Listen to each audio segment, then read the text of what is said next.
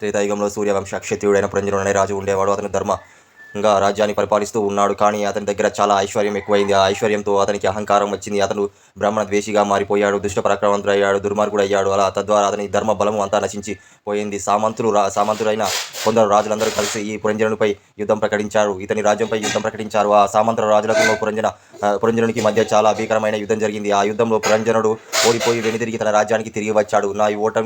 ఈ యుద్ధంలో నేను ఎలా విజయం సాధించాలి అనుకుంటూ ఒక వేదాలు చదివిన బ్రాహ్మణుని అడిగాడు. ఆ బ్రాహ్మణుడు అంతటినే ఈ కార్తీక మాస రాజా కార్తీక పౌర్ణమి కృతిక నక్షత్రము చంద్రుడు షోడశ కరళ భూషితుడై ఉన్నాడు. ఈవేళ ఈ ఋతువులో లభించే పూలను స్వీకరించు, హరి ముందు మోకరిల్లు, విష్ణువును సన్నిధిలో దీపాలు వెలిగించు, ఆయన ముందు గోవిందనారాయణ అని ఇత్యాది నామాలతో మేళతాళాలతో ఎలుగెత్తి ఆ పాటలతో పరవశుడు అయిన హరి ముందు నర్తించు. ఇలా చేసినట్లయితే ఆ విష్ణుమూర్తి అనుగ్రహం వల్ల నీకు మహావీరుడైన కుమారుడు కలుగుతాడు. కార్తీక మాసంలో తనను ఆరాధించిన భక్తులను రక్షిస్తాడు. 1000 అంచుల శత్రువు భయంకరమైన తన సుదర్శన చక్రం సహాయాన్ని పంపుతాడు. కార్తీక పుణ్య మహిమను చెప్పడం ఎవరి వల్ల అయ్యే పని కాదు.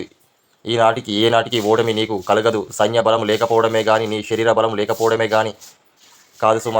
మితిమీరిన అధర్మ ప్రవర్తన వల్ల నీకు ధర్మ ఫలము తద్వారా దైవ బలము తగ్గిపోవడమే నీ పరాజయానికి కారణం. కాబట్టి పురంజన శోకాన్ని వదిలి భక్తితో శ్రీహరిని సేవించు, కార్తీక వ్రతాన్ని ఆచరించు. ఈ కార్తీక వ్రతం వలన ఆరోగ్యాలతో, సుఖ సంపదలతో, సౌభాగ్యాలతో, సంతానాలతో సంకుటిల్ని తీరుస్తాయి. నా మాటలు స్వీకరించు అన్నాడు. వేదంగాలు చదివిన పూజారి చెప్పడం వల్ల పురంజనుడు అదే విధంగా చేయడం మొదలుపెట్టాడు.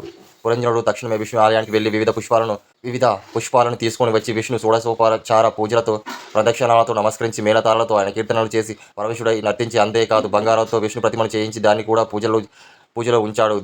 దీపాలను వెలిగించాడు, అర్చించాడు. ఆ రాత్రంతా అలా విష్ణు సేవలో లీనమై పురంజనుడు మరుసటి రోజు ఉదయాన్నే శేష సైన్యం సమేతుడై మళ్ళీ యుద్ధానికి చేరుకున్నాడు. నగరం సరిహద్దుల్లో ఉండి కాంబోజా రాజులు చాలా బలంగా పురంజనుడిపై యుద్ధం చేయసాగారు. కానీ ఆ యుద్ధంలో దైవభక్తి వల్ల పురంజనుడు విజయం సాధించాడు. ఈ కార్తీక మాసంలో ఎవరైనా శ్రీహరిని పూలతో, దీపాలతో, కీర్తనలతో, నృత్యాలతో అర్చిస్తారో వారికి శ్రీహరి తొందరగా అనుగ్రహాన్ని ప్రసాదిస్తాడు.